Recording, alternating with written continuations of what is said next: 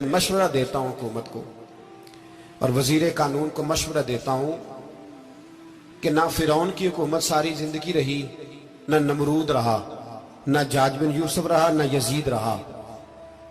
और यार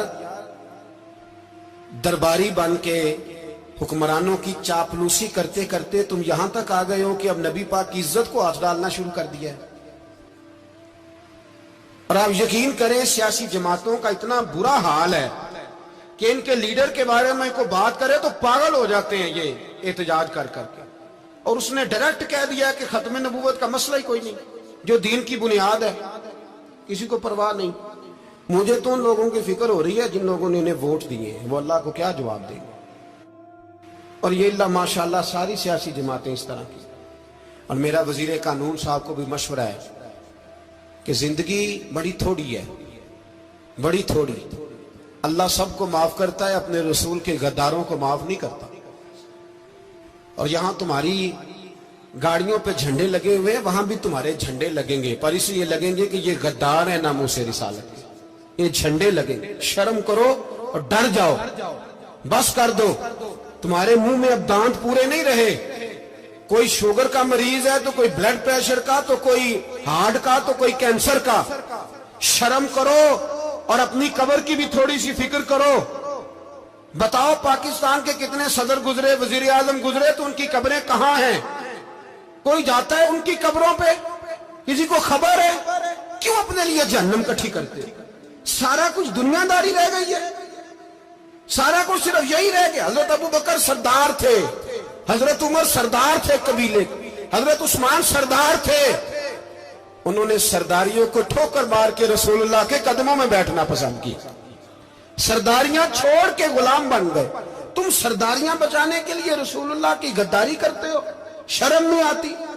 और कौम शिकवा है मुझे इन लोगों से जो मौलवी तो कह देते हैं तू सियासत नकार, और किसी सियासतदान को मना नहीं करते कि जब तुझे सूरत फातिहा भी नहीं आती तो तुझे किसने इजाजत दिया इतनी बड़ी बात। और मैंने पिछले से पिछले जुम्मे भी कहा था, फिर कहता हूं और ऑन दी रिकॉर्ड कहता हूं, मरज़ई कल भी काफिर थे, आज भी काफिर और कयामत तक।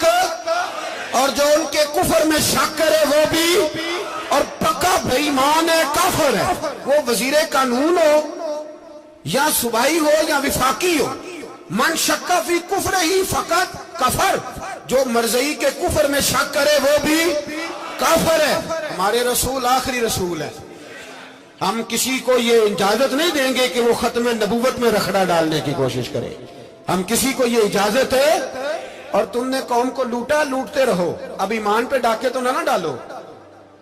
तुम्हें दौलत लूट के पेट नहीं भरा, अब ईमान लूटना शुरू कर लिया।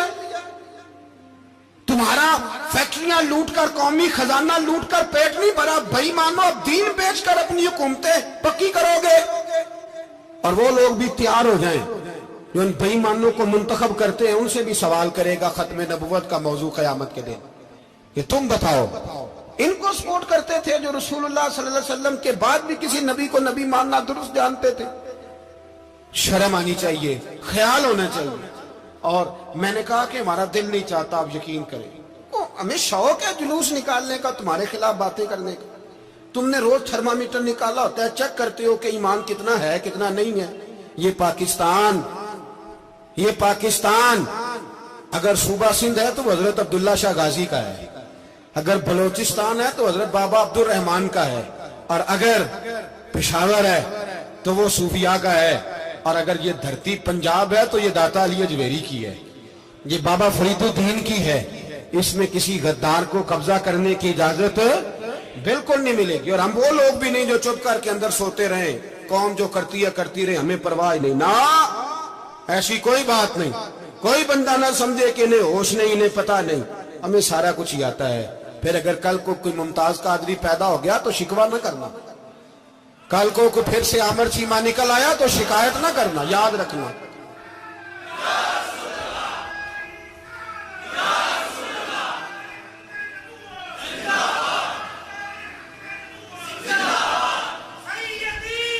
तो मेरे भाई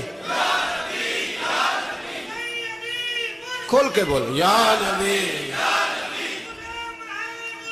रसूल के वो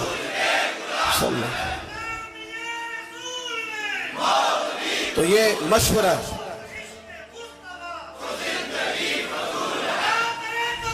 جزاک اللہ. تو یہ تمہیں مشورہ ہے.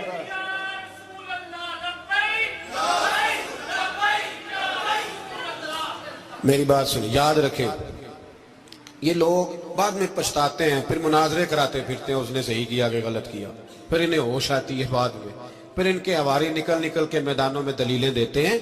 اس لیے ہمارا مشورہ ہے انہیں کہ یہ اپنی حد میں رہیں، اور جو کام تمہارے ذمہ، میں نے کہا نا تم نے بڑا لوٹا، یہ قوم روز تمہیں موقع دیتی ہے لوٹنے کا، یہ موقع دیتی ہے، تو تم نے دولت لوٹ کے پیٹ نہیں بھرے، اب ایمان لوٹنے کے چکر میں آ گئے ہو. یاد رکھو، مسلمان گناہگار ہیں، غدار نہیں ہیں. تمہیں دولت لوٹنے کا تو شاید موقع مل گیا ہے، پر ایمان لوٹنے کا موقع نہیں ملے گا. تو اس لیے اس کو لگام دو. اور ویسے بھی کتا جو پالتو ہوتا ہے نا، اس کو گھر کے اندر سنگلی سے باندھ کے رکھنا چاہیے. یہ تمہارے بوٹ چاٹتے ہیں، بھونکتے ہیں، تمہارے حق میں وزارتیں لیتے ہیں.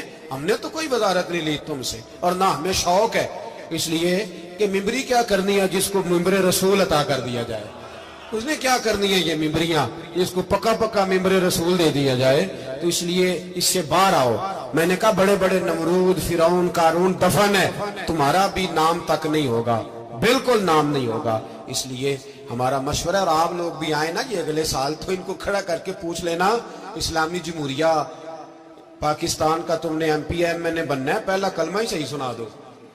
چلو خدا کا واسطہ یہی بتا دو کہ تمہیں نماز بھی ڈھب سے آتی ہے کہ نہیں. اور آپ کی موج ہے، آپ بٹھا لیتے ہیں سر پہ، کیا کریں، سمجھانے والے مفت گناہگار ہو گئے اور بہکانے والے سب تمہارے یار ہو گئے. اس لیے یہ چھیڑتے ہیں جان بوجھ کے. اور پھر جب کوئی ممتاز قادری علیہ رحمہ پیدا ہوتے ہیں، پھر انہیں دشواری ہوتی ہے، پھر ان کا جینا مشکل ہو جاتا ہے. یہ موقع دیتے ہیں، پتہ نہیں کس کے ایجنڈے پہ عمل کر رہے ہیں. میرا سوال یہ ہے، میں نے پچھلے جمعے پھر میرا سوال ہے کہ میں پوچھتا ہوں، اس آدمی کو ضرورت کیا ہے ختم نبوت پر بات کرنے؟ جب امت مسلمہ کے متفق کا فیصلہ ہے کہ مرزائی کافر، اسمبلی نے بل پاس کر دیا کہ مرزائی، ان کو اقلیت قرار دے دیا، اور جب سے وہ اقلیت بنے، نہ ہم نے ان کی عبادت گاہ جلائی، نہ ہم نے ان کو قبروں سے نکالا، نہ ہم نے، بس ٹھیک ہے جیسے عیسائی رہتے ہیں، یہودی سے کس ملک میں رہتے ہیں وہ بھی رہے، اقلیت بن کے رہے، کوئی اعتراض. پر تم انہیں کھینچ کے کیوں قریب کرتے ہو؟ تمہارا کیا جرانہ ہے ان کے ساتھ؟ بتاؤ تو صحیح. ان لوگوں سے ان کو چاہیے اپنے منہ میں لگام ڈالیں، اور اگر نہیں ڈالیں گے پھر انشاءاللہ ڈالی جائے گی.